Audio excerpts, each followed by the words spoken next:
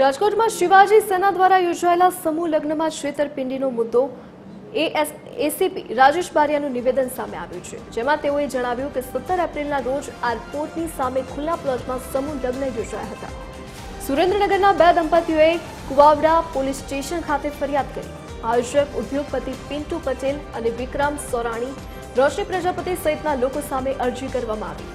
અરજી કરનારના નિવેદન માટે બોલાવવામાં આવ્યા હતા, પરંતુ તેઓ બહાર હોવાથી 2 થી 3 દિવસ પછી નિવેદન નોંધવામાં આવશે.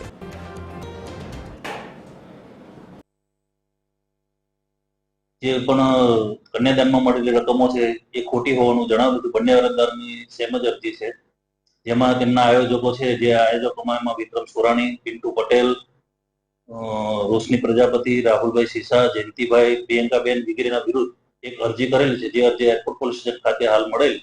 જે અરજી આધારે બંને અરજદારોને ફોન કરીને નિવેદન માટે બોલાવવામાં આવેલા, પરંતુ નિવેદનો બોલાવવા માટે ફોન કરેલો તો એમને જણાવ્યું કે એક અરજદારે જણાવ્યું કે હું અમદાવાદ ખાતે લગ્ન પ્રસંગમાં આવેલો છું, અને બેન સોનલબેન કહે છે એમને પણ કીધું કે હું કામમાં છું, જેથી અમે 2-3 દિવસ પછી નિવેદન માટે આવીશું. અને હાલ 2-3 દિવસ પછી નિવેદન અરજદારો શું આપે છે એના પર આખી અરજીની તપાસમાં